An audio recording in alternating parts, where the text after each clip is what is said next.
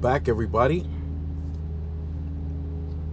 Is this thing on? Testing. 1, 2, 3, 4. I'm your host, Richard Burns. This is the Solomon Project, where it's not how much you make, it's how much you keep that counts. Mid 70s, I want to say 76, around there. My parents and I moved to a Jewish synagogue in Manhattan. We had an apartment inside the synagogue, and my father was the one that used to provide maintenance and used to set up tables, chairs, and stages for events that took place inside the synagogue, concerts, religious holidays.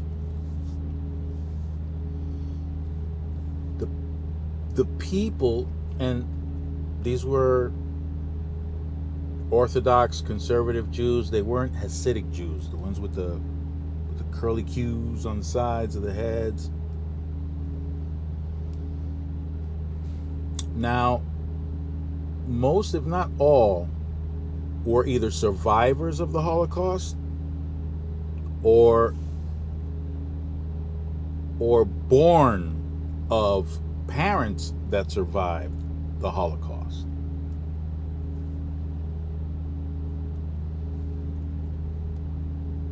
That made me curious, because if you know anything about the Holocaust, you know that the Jews in Europe were stripped of absolutely everything. All of their resources were stripped. So, no money, no schooling. They were confined to areas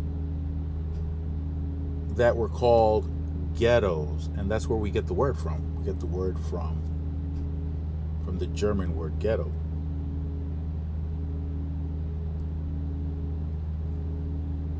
They were financially, they were absolutely destroyed.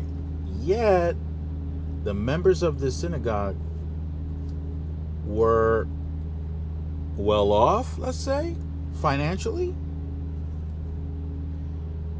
Yes, they were. So, the children of the survivors, they didn't have the resources that were available to them when they got to the United States, yet they managed to achieve economic freedom, let's say, or financial security, let's say. Or let's keep saying, let's say.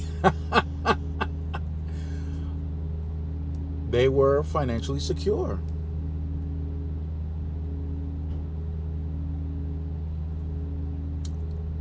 I stumbled upon Tulsa, Oklahoma, the case of Tulsa, Oklahoma, also known as Black Wall Street, while I was in high school. So I'm thinking about the Jews that attend the synagogue where I live.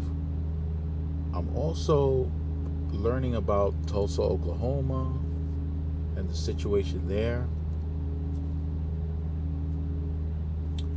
And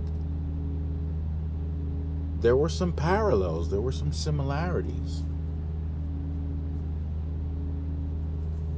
By the way, in case you didn't know, the first black town, the first African town here, was in Florida, a town called Mose, Fort Mose. An African town, African because they were from Africa. There was no African American. They were from Africa. It was an African town. Fort Mose, 1738, long before the United States was even the United States. This was down in Florida, just north of St. Augustine. And if you look into the communities, the black communities, the black towns that were developed from 1738 to Tulsa, Oklahoma, they also shared some parallels. They shared something in common. I've come to the conclusion that the one thing, it's more than one thing. Sorry. It's more than one thing. Putting the Jews from that synagogue that I live in aside for this particular point, these black communities were thriving. They were thriving, and they didn't implode from within. They were attacked from without, and that is where their demise came from. So it wasn't something within the community that caused it to collapse and fail. There were external forces that came in and did harm. But while they were operational, what I discovered was there were three things that made up, three pillars that made up their foundation. Those communities, along with the Jews that were attending the synagogue where I lived, there were three very important pillars in the community, in the lives of the people in the community. That's God, family, and business. Those three things. Those were key elements of the success of those communities. God, family, and business.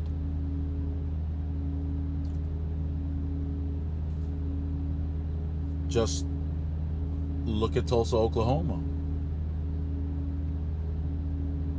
It was amazing what they were able to achieve in Tulsa. Their churches were beautiful. Members of the black community were thriving financially. It was amazing. It was amazing.